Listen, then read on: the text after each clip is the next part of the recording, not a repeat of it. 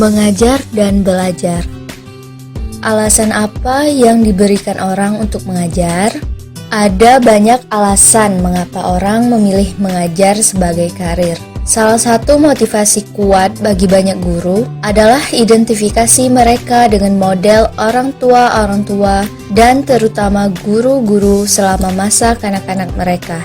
Identifikasi merupakan proses psikologi yang terjadi pada diri seseorang karena secara tidak sadar, dia membayangkan dirinya seperti orang lain yang dikaguminya. Lalu, dia meniru tingkah laku orang yang dikaguminya itu. Penelitian menunjukkan bahwa perempuan sedikit lebih dipengaruhi oleh orang tua mereka daripada oleh guru mereka dalam keputusan mereka untuk menjadi guru. Laki-laki dipengaruhi oleh guru mereka 2 kali lebih sering daripada oleh orang tua mereka. Lebih jauh, data menunjukkan bahwa orang tua mendorong anak perempuan mereka untuk menjadi guru lebih dari putra mereka. Mungkin hal ini disebabkan oleh lebih banyak pilihan profesional yang telah tersedia bagi laki-laki di masa lalu, dan pandangan tradisional bahwa mengajar adalah pekerjaan yang dihormati bagi perempuan, tetapi tidak memiliki status yang sama untuk laki-laki. Sejauh mana guru membuat perbedaan dalam prestasi siswa? Banyak penelitian yang dipublikasikan dengan baik telah mempromosikan gagasan bahwa guru dan sekolah berkontribusi sedikit pada prestasi siswa.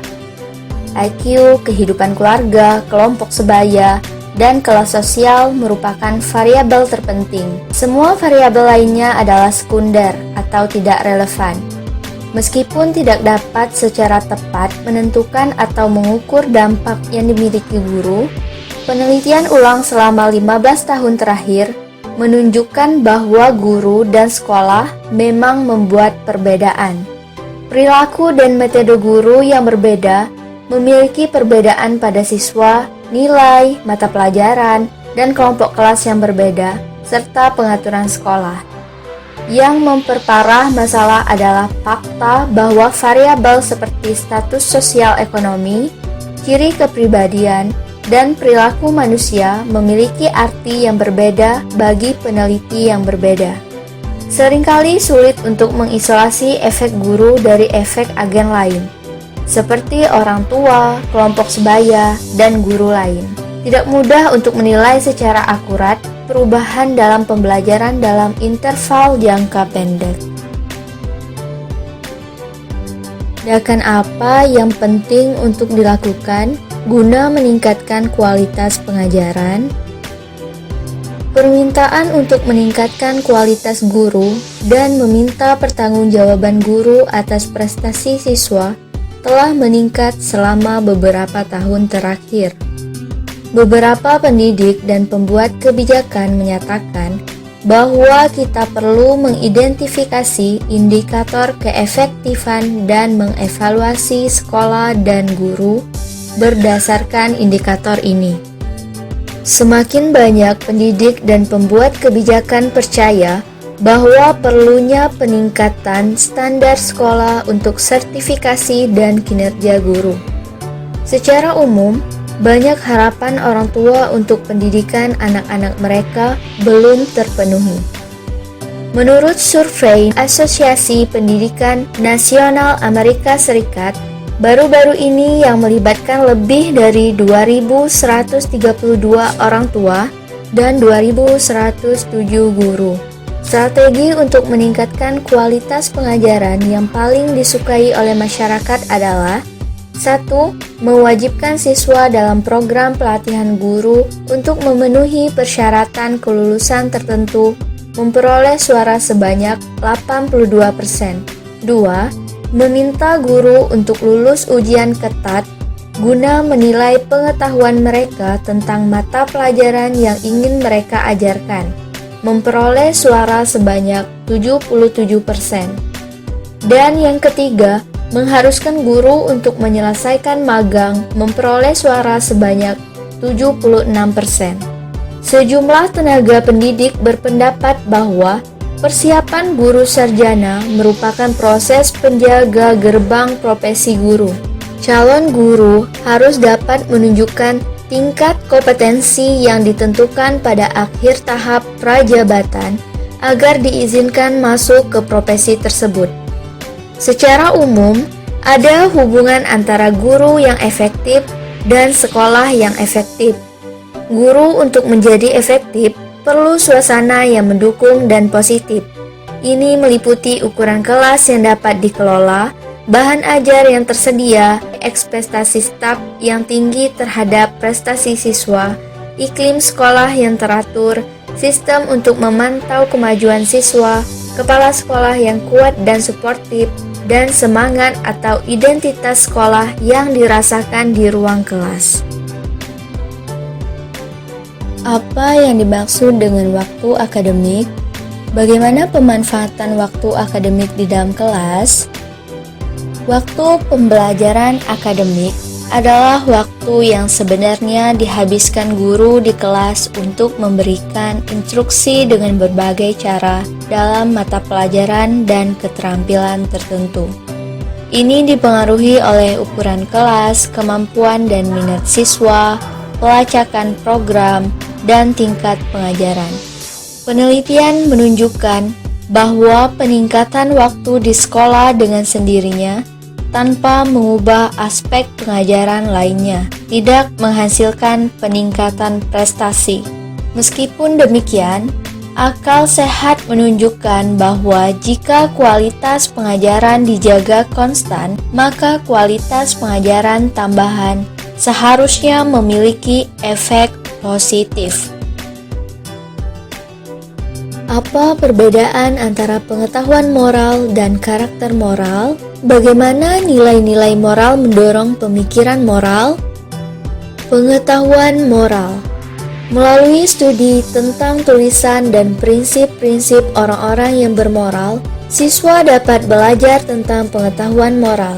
Ada kebajikan yang disepakati, seperti kejujuran, integritas, kesopanan, kepedulian, dan sebagainya. Itu ada di sana jika kita memiliki keyakinan moral yang cukup untuk menemukannya. Sumber terpenting dari pengetahuan moral adalah hukum dan adat istiadat masyarakat. Namun, perilaku moral tidak dapat diajarkan, melainkan dipelajari dengan berpartisipasi dalam kehidupan sehari-hari masyarakat sesuai dengan standar yang diakui masyarakat. Karakter moral. Seseorang dapat memiliki pengetahuan moral dan mematuhi hukum sekuler dan agama, tetapi masih memiliki karakter moral yang kurang. Karakter moral sulit untuk diajarkan karena melibatkan pola sikap dan perilaku yang dihasilkan dari tahapan pertumbuhan, kualitas kepribadian yang khas, dan pengalaman. Memiliki karakter moral juga berarti membantu orang menerima kelemahan mereka tanpa mengeksploitasinya, melihat yang terbaik dalam diri orang, dan membangun kekuatan mereka, bertindak dengan sopan dan bertindak sebagai individu meskipun itu berarti berbeda dari orang lain. Nilai-nilai moral. Karakter moral yang baik membutuhkan seperangkat nilai yang jelas. Nilai-nilai yang dianut seorang bergantung pada banyak faktor, termasuk lingkungan, pendidikan, dan kepribadian. Bagaimana siswa belajar? Penting bagi guru untuk memahami cara siswa belajar dan komponen berpikir kritis dan kreatif. Belajar adalah proses reflektif di mana pembelajar mengembangkan wawasan dan pemahaman baru atau mengubah dan menyusun kembali proses mentalnya. Dalam 15 tahun terakhir ini, teori kognitif memiliki dampak terbesar pada pemikiran pendidikan. Perkembangan baru dalam teori tentang bagaimana peserta didik memproses informasi disebut psikologi kognitif atau ilmu kognitif. Daftar prinsip-prinsip belajar berikut ini berasal dari psikologi kognitif, kontemporer dan memiliki implikasi bagi para guru saat ini. 1. Belajar sambil melakukan adalah nasihat yang baik. Tetapi guru juga harus memahami bahwa siswa belajar dengan cara langsung dan tidak langsung, dengan mengamati orang lain seperti teman sebaya dan guru. 2. Seseorang belajar melakukan apa yang dilakukannya. Apa yang telah diketahui siswa memengaruhi apa dan bagaimana mereka belajar. 3. Jumlah penguatan yang diperlukan untuk pembelajaran relatif terhadap kebutuhan dan kemampuan siswa. Bagian penting dari pengajaran adalah mengetahui siapa yang membutuhkan instruksi tambahan dan siapa yang siap untuk mempelajari tugas-tugas baru.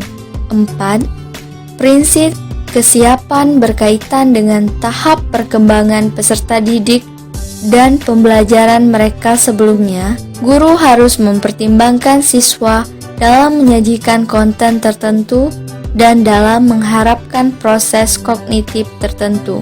Guru juga harus secara berkala menilai keterampilan siswa. 5. Konsep dan keyakinan tentang kemampuan mereka sangat penting.